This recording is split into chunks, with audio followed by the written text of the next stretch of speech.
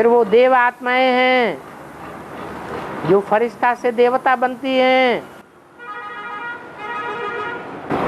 ब्राह्मणों के हाथ का बना हुआ भोजन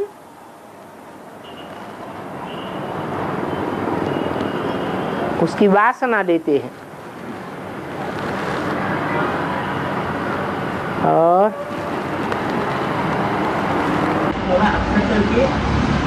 अक्सर करके मुरलियों में शब्दों को अक्षर क्यों कहते है? शब्द को शब्द होते ना, सतयुग शब्द शब्द शब्द शब्द अक्षर शब्द को अक्षर शब्द। हाँ, तो कहीं कहीं बाबा शब्दों को अक्षर बोलते हैं। बाबा की भाषा सिंधी थी, हिंदी भाषा नहीं थी। इसलिए जो भाषा होती है उसी भाषा में बोलते हैं।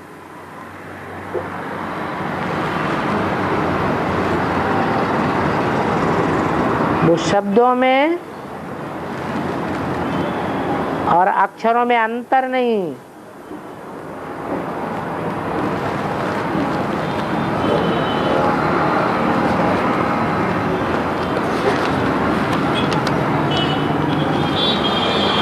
तोते का रटना व्यर्थ है,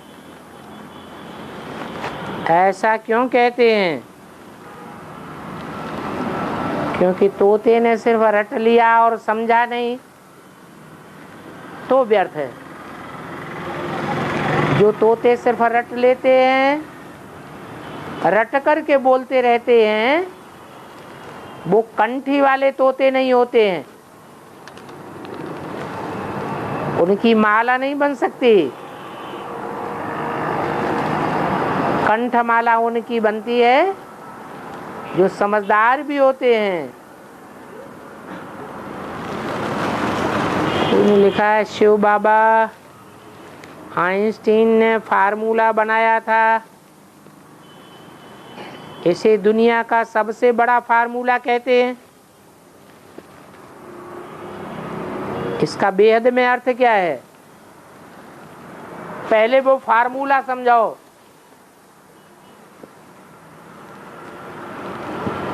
जो फार्मूला लिखा है E = mc2, इसका अर्थ समझाओ। हद के फार्मूले का तो अर्थ समझाओ, फिर बेहद के फार्मूले का अर्थ बताएं।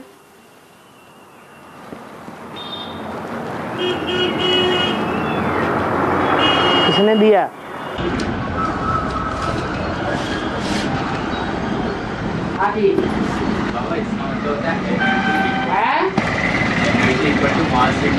एनर्जी इज इक्वल टू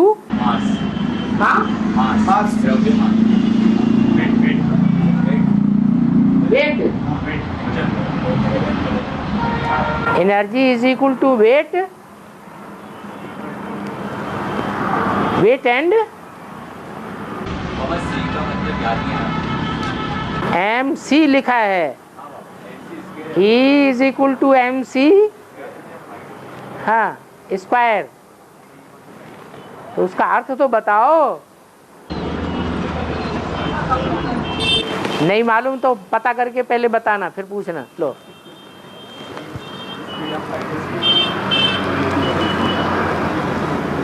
और बाबा वो 8 क्वेश्चन है, ब्रह्मा कुमारियाँ बताई नहीं तो हम बताएंगे। बताएंगे, गे शब्द हटा दो। बताएंगे उससे अहंकार साबित होता है। सिर्फ इतना ही काफी है। ब्रह्मा कुमारियाँ बताएं, नहीं तो हम बताएं। हाँ बाबा सवाल है, अनेक मठपंथों के द्वारा गीता की 108 टीकाएं हो चुकी है, तो ब्रह्मा कुमारी ज्ञान के अनुसार गीता की टीका क्यों नहीं हो सकती? हाँ हो सकती है। तो इसमें बाबा ये संस्कृत की गीता की टीका करने जो श्लोक है उसकी टीका करना है कि कोई चैतन्य गीता की बात है? चैतन्य गीता कौन सी है? चैतन्य गीता के श्लोक कौन से हैं? चैतन्य गीता के एक श्लोक का नाम बताओ।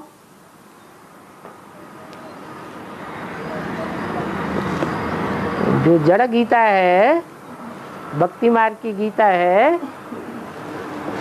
सभी मठ पंथ वालों ने अपने अपने तरीके से उसके अर्थ कर दिए हैं। वो मठ पंथ तो झूठा रास्ता दिखाते हैं, शिव बाबा तो सच्चा रास्ता बताते हैं ना। तो जो सच्चा रास्ता बताने वाला शिव बाबा है, और शिव बाबा के बताए हुए रास्ते के अनुसार गीता की टीका क्यों नहीं हो सकती? जरूर हो सकती है। यज्ञ के आदि में जब गीता के अर्थ बैठ सुनाते थे तो सच्चा सुनाते थे या झूठा सुनाते थे? है? सच्ची बात सुनाते थे। जो आदि में वो ही फिर अंत में प्रत्यक्ष होगा। क्या बाबा अल्पकाल का सुख लंबा दुख देकर जाता है? ठीक बात है, सही है। अंत में भी जो अल्पकाल का सुख है, अल्पकाल का सुख जो है वो खींच के लिया जाता है, और जो दीर्घ काल का सुख है वो सहज राजयोग से मिलता है, खींच के नहीं मिलता है।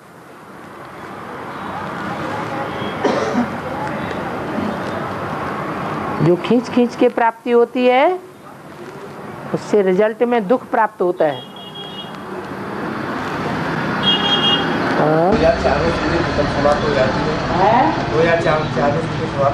2004 में 2004 में जो शूटिंग हुई उसमें निमित्त मात्र डायरेक्टर कौन था? है शिव बाबा। अरे शिव बाबा जिसे कहते हो उसका कोई रूप है या नहीं है? जब बाबा कहते हो तो साकार रूप है या नहीं है? नहीं है। कौन है? हैं? प्रजापिता ब्रह्मा। फिर उसके बाद प्रजा माता भी तो चाहिए ना। जो प्रजा माता महालक्ष्मी बन करके लक्ष्मी के रूप में संसार में प्रत्यक्ष होगी, तो वो लक्ष्मी का तीसरा पार्ट भी तो प्रत्यक्ष होना चाहिए, जिस लक्ष्मी के द्वारा प्रैक्टिकल शूटिंग होती है, प्रैक्टिकल में स्वर्ग स्थापन होता है। सिर्फ मन से समझने की बात नहीं है, प्रैक्टिकल स्थापन करने की बात है। वो कार्यकाल शुरू होता है 2004 के बाद।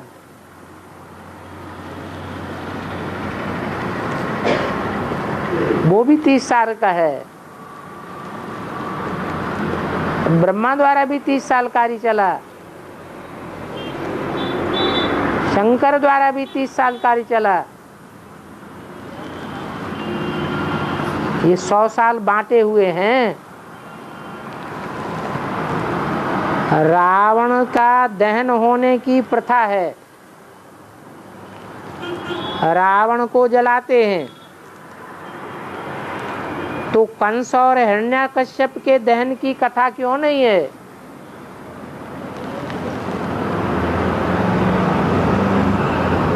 जो रावण है वही कंस नहीं है क्या?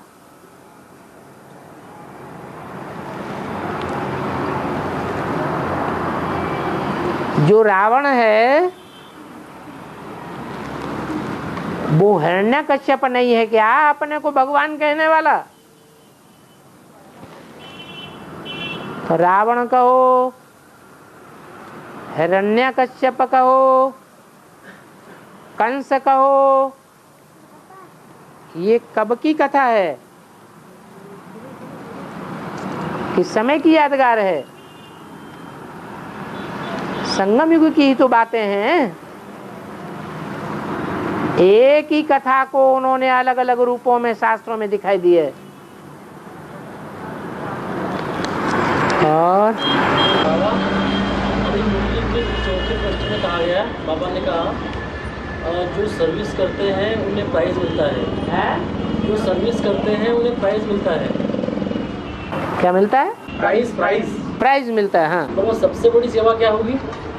सबसे बड़ी सेवा ये होगी कि मैं शांति स्थापन कर दो, सारी दुनिया में शांति स्थापन हो जाए, कोई भी आत्मा अशांत न रहे, सब शांत हो जाए, तो तुमको विश्व की बादशाही की प्राइज मिल जाएगी।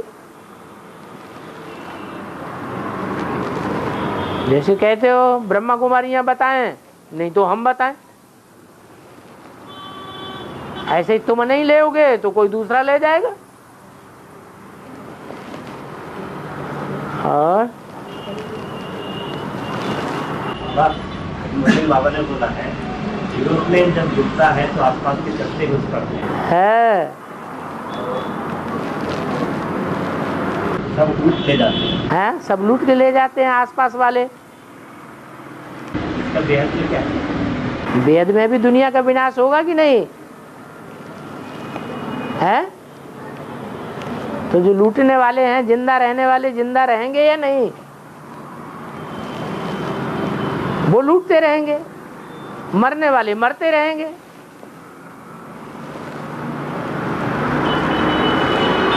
और रामायण में बाबा विभीषण ने सत्य राम का साथ दिया, तो कहते हैं कि घर का बेदी लंका ढाए है। तो ये विभीषण ने सही किया था या गलत?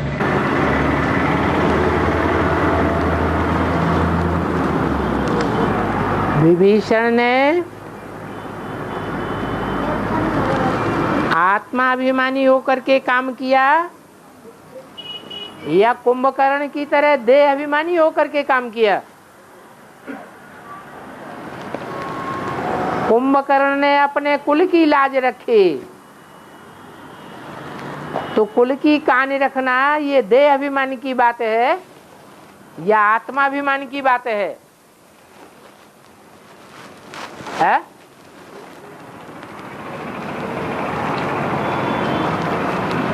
अरे कुंभकर्ण ने राम का साथ नहीं दिया, किसका साथ दिया? रावण का साथ दिया। जबकि वो कहता था कि राम सच्चा है और मेरा भाई रावण झूठा है, फिर भी साथ किसका दिया? रावण का साथ दिया। तो कुल का कनेक्शन देह से होता है या आत्मा से होता है? देह से होता है। वो देहवान की तरफ गया, इसलिए रावण को सहयोग दिया। और विभीषण आत्माभिमानी था, उसने कुल की कहानी को नहीं देखा।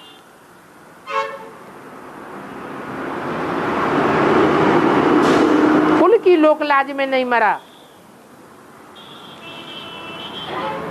भगवान बाप का सहारा लिया और साथ दिया। तो कौन ऊंचा हुआ है? विभीषण ही ऊंचा हुआ। उसने संगम युग में ही राजाई प्राप्त कर ली।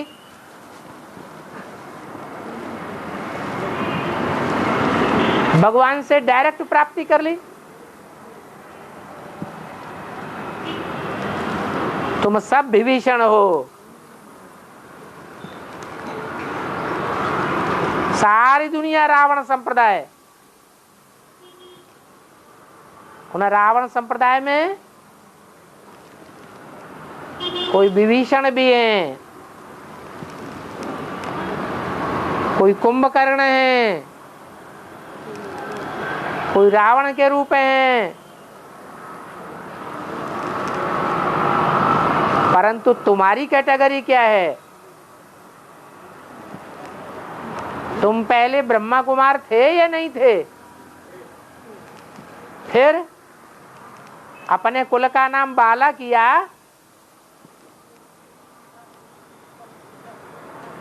या कुल खेल खलास कर देते हो?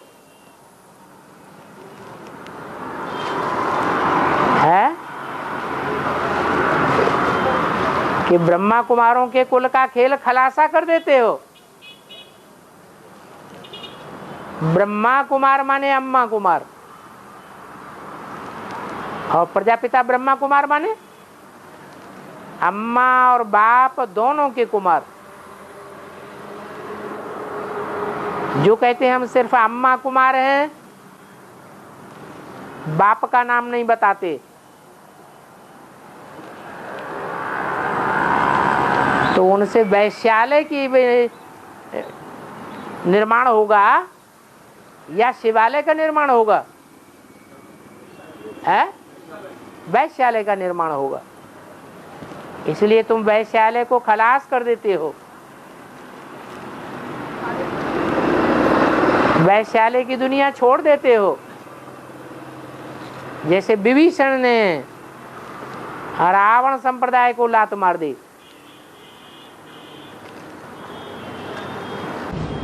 विभीषण का अर्थ क्या है?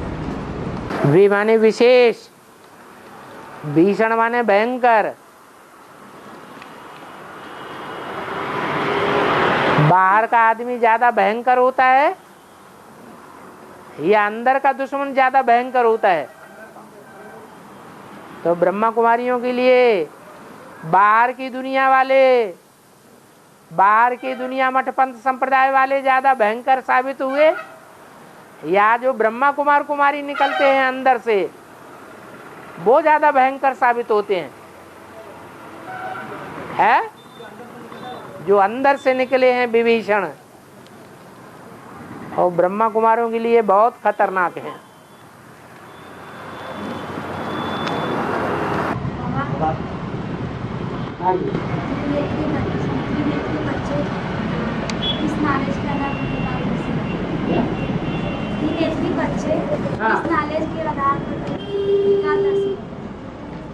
तीसरे नेत्र के आधार पर उनका नाम ही है त्रिनेत्री। तीसरा नेत्र किसको दिखाते हैं? शंकर को दिखाते हैं। तो शंकर के द्वारा जो भर दे झोली ज्ञान रत्नों से झोली भरते हैं, उन ज्ञान रत्नों के आधार पर ही त्रिकालदर्शी बनते हैं। तीसरे नेत्र वाले ने ही त्रिनेत्री बनाया है।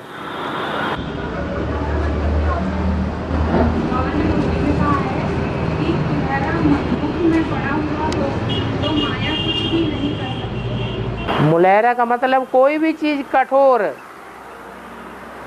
कठोर चीज मुख में डाल लो तो बोल बोल करना बंद हो जाएगा, बहिर्मुखी होना बंद कर देंगे। तो ऐसे ही ये बाबा की याद का मुलहरा मुंह में डाले रहो, बाबा की याद बनी रहेगी तो बहिर्मुखी नहीं बनेंगे, माया का असर नहीं होगा।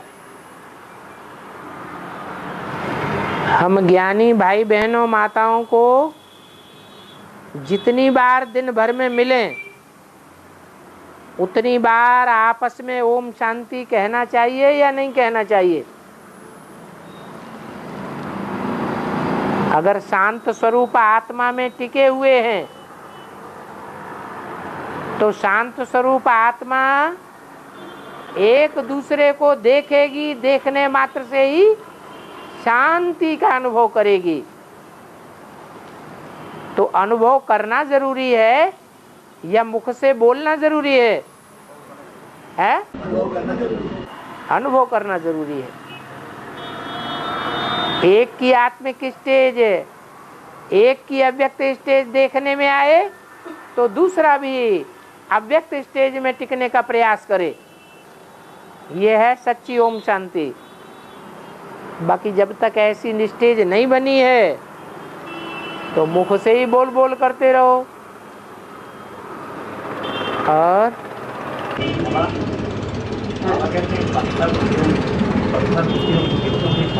लेकिन समझेंगे हाँ बाबा कहते हैं पत्थर को मैं पारस पूजी बनाता हूँ। हाँ ये कब बनेंगे पारस? कब बनेंगे? जब दूसरों को पत्थर देना बंद करेंगे रतन देना ही चालू करेंगे तो हम पारस बुद्धि बन जाएंगे। अभी ज्ञान सुनाते समय या लौकिक व्यवहार में आते समय दूसरों को दुख देते हैं कि नहीं देते हैं? पत्थर मार के हैं? जब तक दुख देते हैं तब तक पारस बुद्धि नहीं बने हैं। और संगम युग में बाबा, संगम युग में ज्ञान में आने के बाद गरीबी का जीवन है, गरीबी वाला जीवन है, कुमार कुमारी वाला जीवन है। विधवा वाला जीवन वरदान है या अभिशाप? इसको वरदान कहेंगे या अभिशाप? कुमारियों वाला जीवन अभिशाप नहीं है। कुमारियां सबसे जास्ती गरीब होती हैं आज की दुनिया में, परंतु उनका जीवन अभिशाप नहीं है, क्योंकि कुमारी जीवन है, पवित्र जीवन है, उसको अभिशाप नहीं कह सकते। बाकी सब नंबरवार हैं। और की आत्मा का प्रवेश भी हम 33 करोड़ में से एक में होता है। हाँ हाँ, इसका अर्थ यही हुआ कि जो भारतवासी देवताएं हैं 33 करोड़ हैं, जो ज्ञान रत्नों में रमण करने में रत रहते हैं। जैसे भारत ज्ञान की रोशनी में रत रहता है, ऐसे ही भारत में रहने वाले जो भी भारतवासी हैं वो ज्ञान में रमण करने में अपने को अच्छा समझते हैं। ऐसे जो भारतवासी हैं वो लंबी आयु वाले होते हैं। उनकी आत्मा की आयु जैसे कि लंबी हो गई। जो दूसरे धर्म वाले हैं कम आयु वाले हैं। तो पहले पतित कौन बनेंगे? लंबी आयु वाले पतित बनेंगे या छोटी आयु वाले पतित बनेंगे? जो लंबी आयु वाले पहले पतित बन जाते हैं, उनमें ऊपर से आने वाली छोटी आयु वाली आत्माएं जो कम जन्म लेती हैं वो प्रवेश करती हैं। यही बात बताई है कि 33 करोड़ देवताओं में से एक एक में, माने प्रत्येक में क्राइस्ट आदि धर्म पिताएं और उनके फॉलोअर्स प्रवेश करते रहते हैं, दूसरों में प्रवेश नहीं करते हैं। प्रवेश करने का काम पावरफुल आत्मा का है या कमजोर आत्मा का है? पावरफुल आत्माएं प्रवेश करती हैं।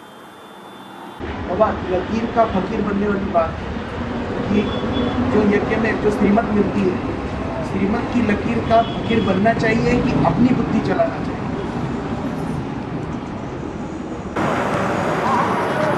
श्रीमत की लीका, अगर श्रीमत की ही लीका है,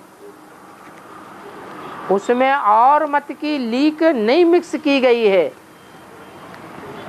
तो वो सच्चाई की लीका है या झूठा है? जैसे सच्ची गीता है जो भगवान आकर के सुनाते हैं, वो सच्ची गीता बाद में कृष्ण का नाम डाल दिया गया, तो उसमें दूसरी मत मिक्स हो गई या नहीं हो गई है? मिक्स हुई या नहीं हुई? मिक्स हो गई। जब दूसरी मत की लीका मिक्स हो जाती है तो उसमें सच्चाई नहीं रहती है। जैसे गीता में कृष्ण का नाम डाल दिया तो सच्चाई का लोप हो गया। ऐसे ही श्रीमत में मनमत मिक्स कर देते हैं या मनुष्य मत मिक्स कर देते हैं तो सच्चाई खत्म हो जाती है। द्वापर के आदि में गीता लिखी गई। द्वापर के आदि में शास्त्र सच्चे थे या झूठे थे? है? हर चीज दुनिया की पहले सच्ची होती है, तो शास्त्र भी द्वापर के आदि में गीता शास्त्र सच्चा शास्त्र था। बाद में उसमें कृष्ण का नाम ऐड कर दिया। तो श्रीमत की लीका में मिक्सरिटी हुई या नहीं हुई?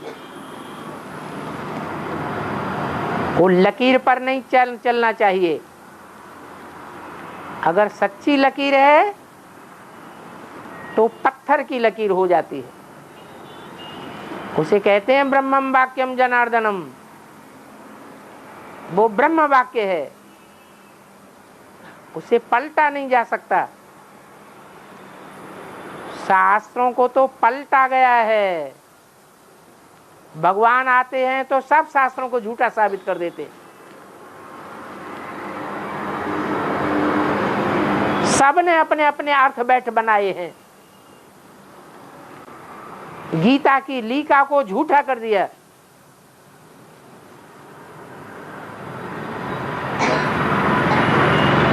तो देखना है कि बाप जो सुनाते हैं उसमें कहीं मिक्सरिटी तो नहीं हुई है। इसलिए बोला है ब्रह्मा कुमारियों की भी जो मत मिलती है उसे भी जज करना है कि वो राइट है या रॉन्ग है। उसमें मन मत है या मनुष्य मत की लीक ऐड की गई है या नहीं की गई है।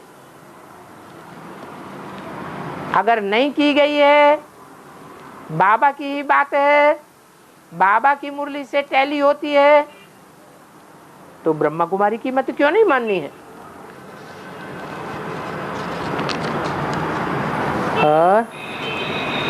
बाबा हम जब योग में बैठते हैं तो मन धीरे धीरे एकाग्र होने लगता है, तो कुछ आवाज का आवाज होता है, जैसे कि तेज आवाज चलना है, वो दोपहरी में कीड़ा चिल्लाता है उस टाइप का। तो बाबा ये आवाज कहाँ से आती है?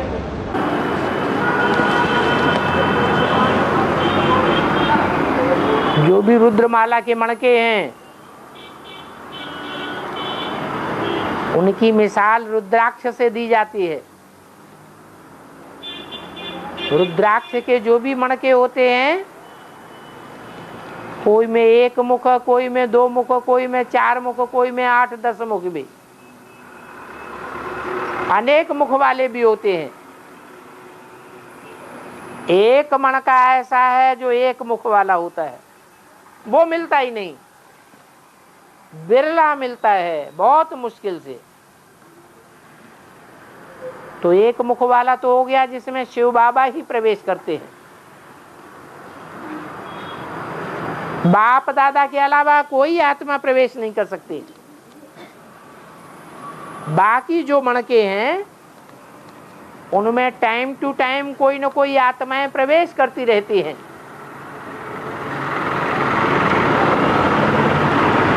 और याद की यात्रा को बिगन डाल देती हैं। इसलिए उन बिगन डालने वाली आत्माओं पर कड़ी दृष्टि रखनी चाहिए।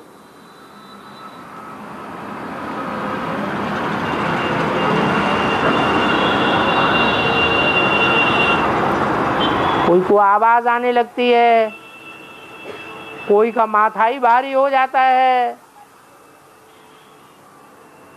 अनेक प्रकार के बिघन पड़ते रहते हैं। वो बिघन डालने वाली आत्माएं दूसरे प्रकार की हैं, और धर्मों की हैं, जो हमें डिस्टर्ब करती हैं।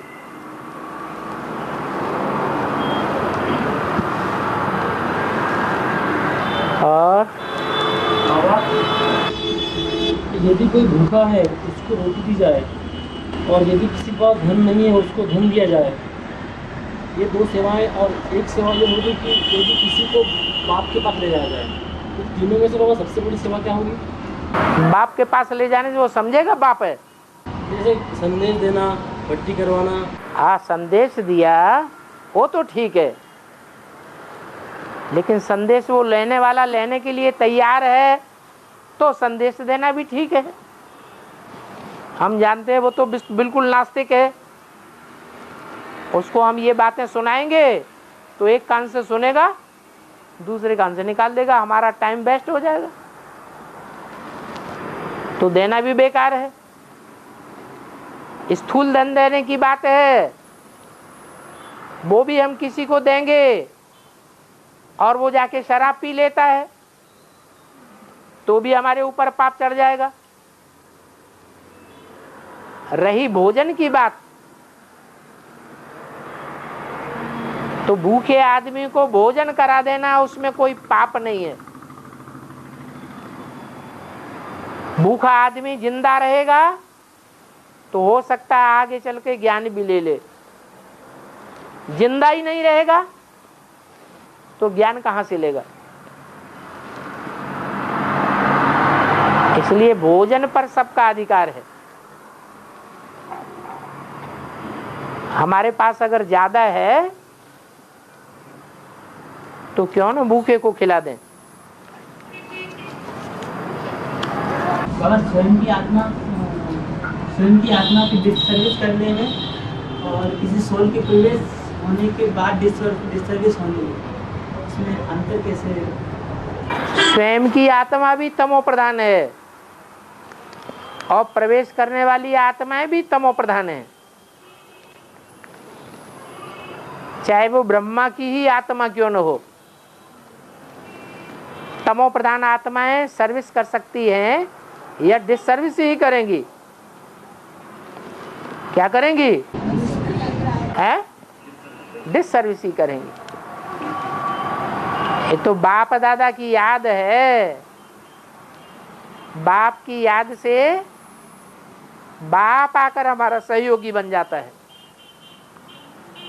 बाप की याद है तो बाप हमारे साथ है, और बाप हमारे साथ है तो सर्विस ही सर्विस होगी। बाप की याद नहीं है तो हम डिसर्विस ही करेंगे। अब वो चाहे प्रवेश करने वाली आत्मा हो या हमारी खुद की आत्मा हो। ये निर्णय लेने में कठिनाई होती है। काहे के लिए निर्णय लेना है? अरे चाहे हमारी आत्मा हो चाहे प्रवेश करने वाली आत्मा हो, दोनों ही तमो प्रधान है या कोई सतो प्रधान है? तो निर्णय क्यों करें? ये जानने की भी क्या जरूरत है किस आत्मा ने प्रवेश किया। ऐसे ही कृष्ण धर्म में बोला जाता है कि जब भी कोई दुख आता है या कोई दुखी होता है, बीमार होता है, तो शैतान प्रवेश करते ही वो कार्य कराते हैं। तो जो दुख होता है वो ज्ञान के अनुसार समझना चाहिए कि दुख हमारे कर्मों का फल है या कोई आत्मा ने प्रवेश किया वो हमको दुख दे रहा है। क्या समझना अच्छा है? हमारे किए हुए कर्मों का फल है। कोई प्रवेश करके ना हमको दुख दे सकता है और ना सुख दे सकता है। हमारी आत्मा खुद ही अपना शत्रु अपना मित्र है। बाबा अंतर्ज्योत निरंतर वाणी का क्या मतलब है? अंतर्ज्योत निरंतर वाणी, अंतर्ज्योत निरंतर वाणी है। अंतर की ज्योति जगेगी तो निरंतर जो वाणी चलेगी वो ईश्वरीय वाणी ही चलेगी। अंतर की ज्योति बुझी हुई होगी अर्थात बाप की याद नहीं होगी, देह अभिमानी में होंगे तो अज्ञान ही अज्ञान सुनावेंगे। हद की दुनिया में माता पिता बड़ा भाई बड़ी बहन इनके चरण छूना चाहिए या नहीं छूना चाहिए? ज्ञान में आने के बाद अंधश्रद्धा वाले काम करने चाहिए या समझपूर्वक काम करना चाहिए? तो पांव छूना, नाक छूना, कान छूना, इसमें कोई समझ रखी है क्या? ये तो बेसमझी की बातें हो गई।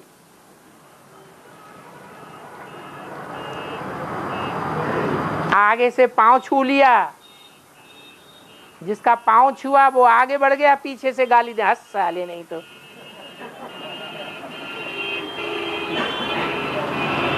तो पांव छूने का मतलब क्या हुआ?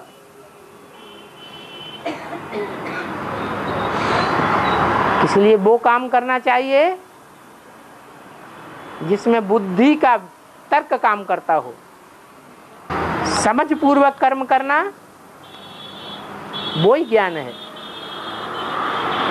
बेसमझी से काम करना वो अज्ञान है। बाकी घर परिवार में हम अधीन हैं,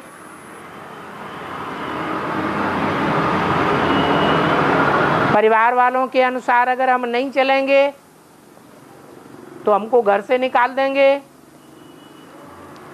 परेशान करेंगे,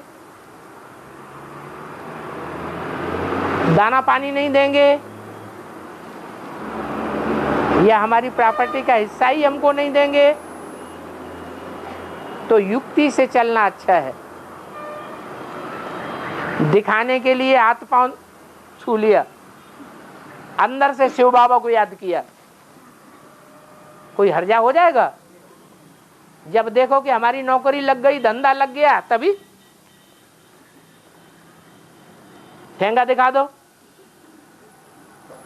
क्या कर लेंगे?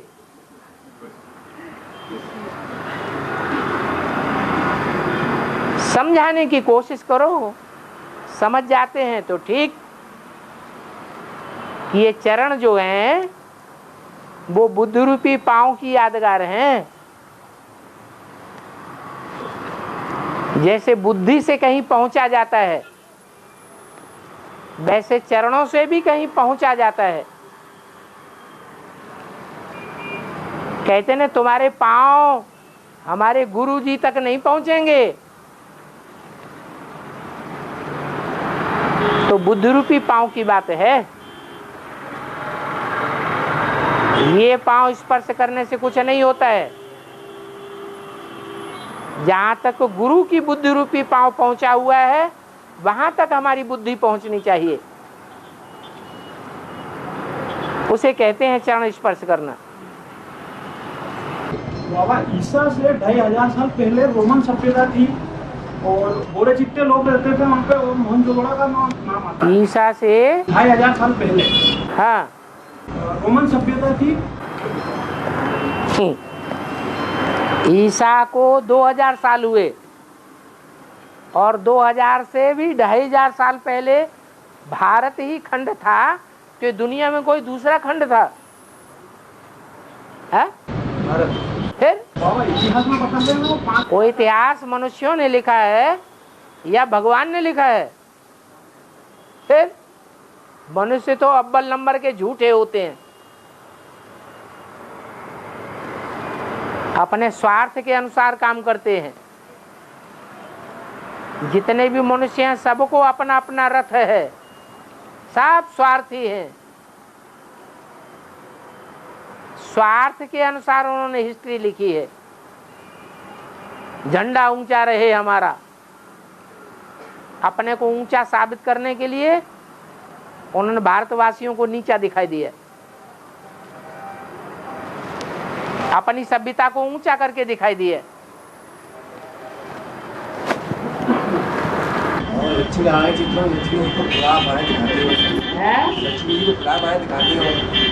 लक्ष्मी का क्या दिखाते हैं? बाहों का अर्थ क्या है?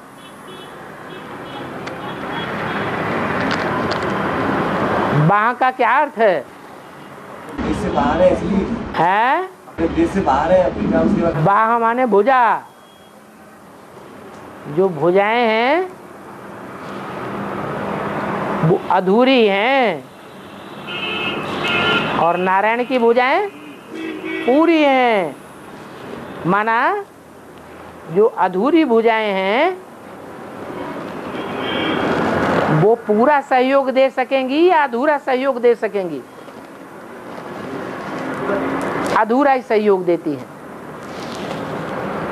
जो नारायणी है, लक्ष्मी है, वो ज्ञान का भी सहयोग लेती है और देती है, या सिर्फ पवित्रता का ही सहयोग लेती देती है? प्योरिटी का सहयोग लेती देती है। उसके साथी भी ऐसे ही होते हैं, उनमें ज्ञान नहीं होता है। और बाबा ने मुरली में बोला है दूसरे के शरीर में प्रवेश कर, दूसरे के शरीर में प्रवेश कर। अरे बच्चे को भी बोलने दो। बाबा ने मुरली में बोला है ये सालों के उनके ऊपर जन्म जन्मांतर का पाप है, तो दोनों के उनके ऊपर जन्म जन्मांतर का पाप नहीं है।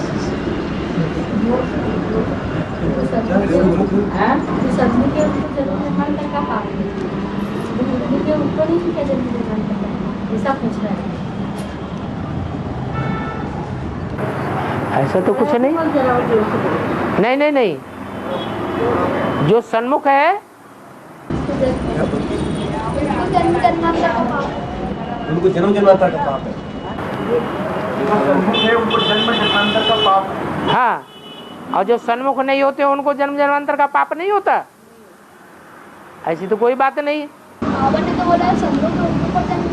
है। फिर दोबारा पढ़ लेना, तुमने कुछ गलती की है पढ़ने में। चाहे सन्मुख हो और चाहे विमुख हो, दोनों में से कैसी भी आत्मा हो, जन्म जन्मांतर के पाप तो सभी के हैं। हाँ, ये जरूर है कि सन्मुख मेरे जो आता है वो प्राप्ति ज्यादा करता है, उसके जन्म जन्मांतर के पाप भस्म हो सकते हैं। जो आत्माएं मेरे सन्मुख नहीं पहुंच पाती,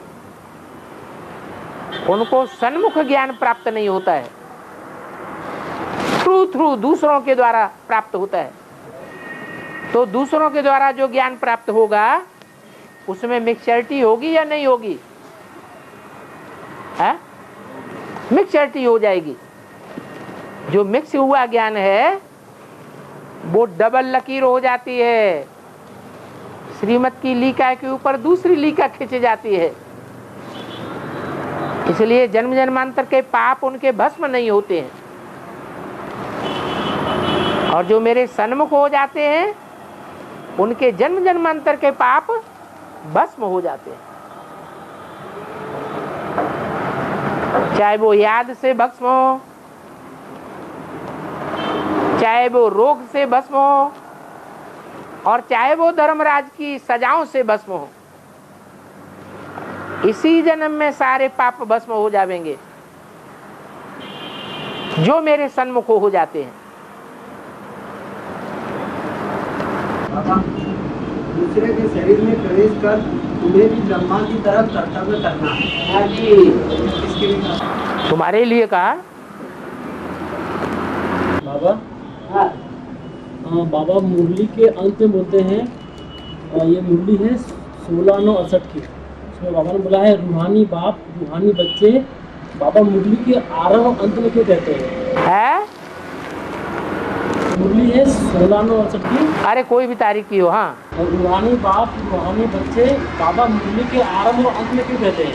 इसीलिए कहते हैं कि आदि मध्य और अंत तुम्हें रूह याद रहे। देवान में होकर के मुरली न सुने, कौन सी स्टेज में बैठ करके मुरली सुने? देही अभिमानी बन करके मुरली सुने, आत्मा अभिमानी बन करके सुने। देवान में रह करके मुरली सुनेंगे तो कुछ भी बुद्धि में बैठेगा नहीं। और बाबा कई बच्चे ऐसे हैं जो बाबा का समय वेस्ट करते रहते हैं, कुछ भी पूछते रहते हैं, उत्तर भी पता नहीं है। क्या करते रहते? कुछ भी पूछते रहते हैं। क्या? कुछ भी पूछते रहते हैं। कुछ भी पूछते रहते। तो क्या हुआ? वो कुछ भी पूछते रहते हैं। हाँ तो बाबा थक जाते हैं क्या? बाबा का समय वेस्ट करते हैं। तुम भी तो समय वेस्ट कर रहे हो।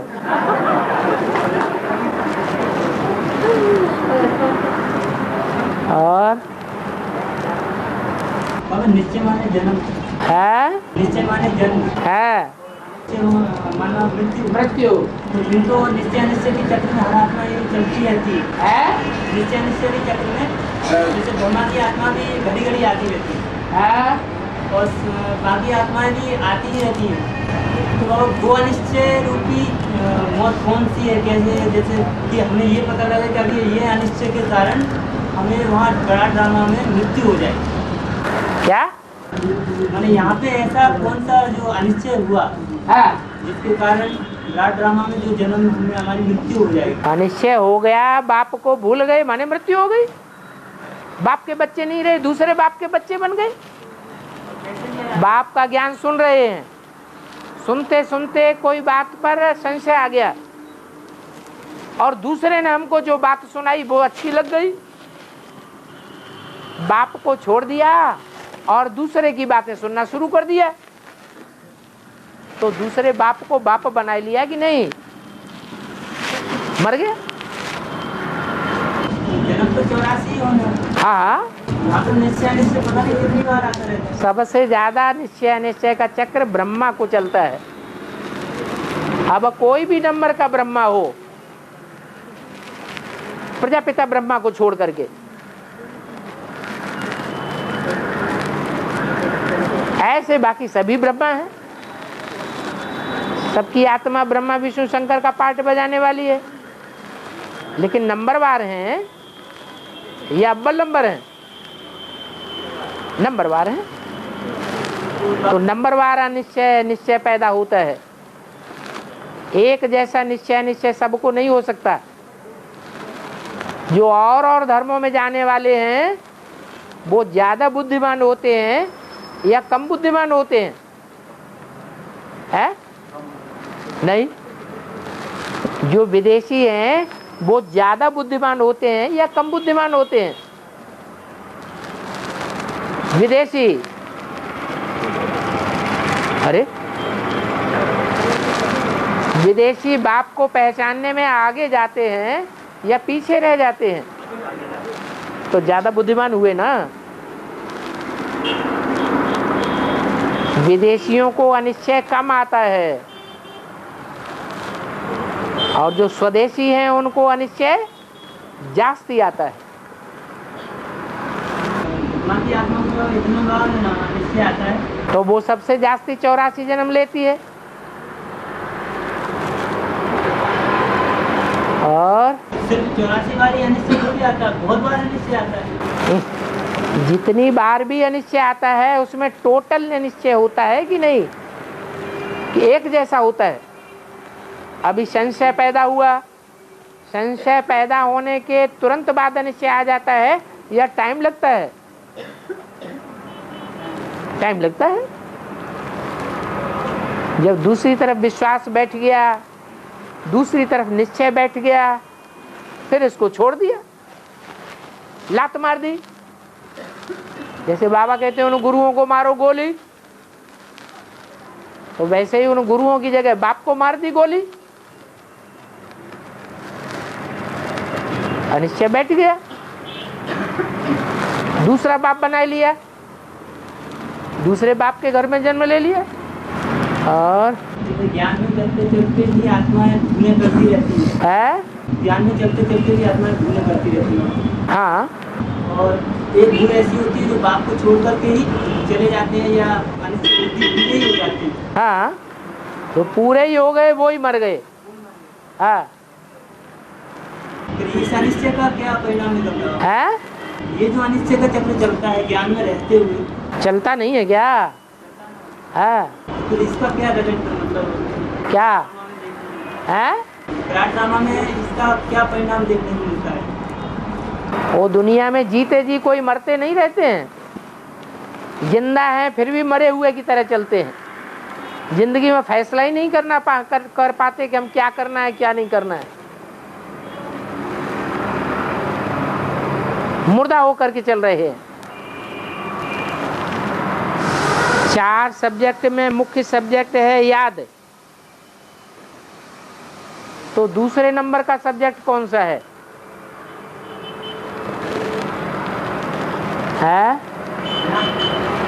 याद है पहला नंबर, तो दूसरे नंबर का सब्जेक्ट कौन सा है?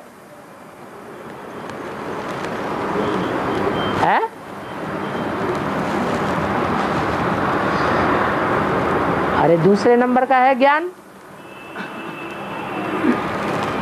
ज्ञान होगा, जानकारी होगी तो ही तो बाप को याद करेंगे। अगर जानकारी नहीं है, ज्ञान ही नहीं है, तो बाप को याद कैसे करेंगे? भोजन खाना ही जरूरी है कि पानी पीना भी जरूरी है? पानी पीना ज्यादा जरूरी है, भोजन छोड़ दें?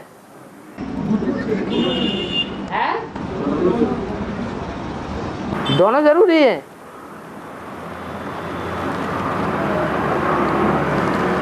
ज्यादा जरूरी कौन सा है?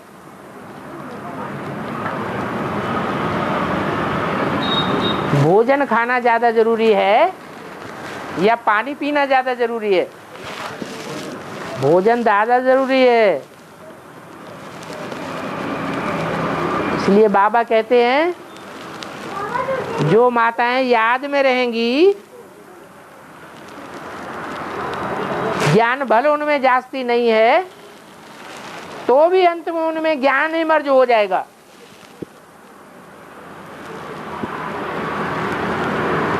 क्योंकि जो भी हम भोजन खाते हैं उसमें कुछ न कुछ पानी का अंश होता है या नहीं होता है? होता है। त्रिमूर्ति का एक्यूरेट चित्र निकालने की बात आती है। तो यज्ञ के आदि में जब त्रिमूर्ति चित्र बनाया गया तो बाबा ने संदेशी द्वारा वो चित्र बनवाया। हाँ,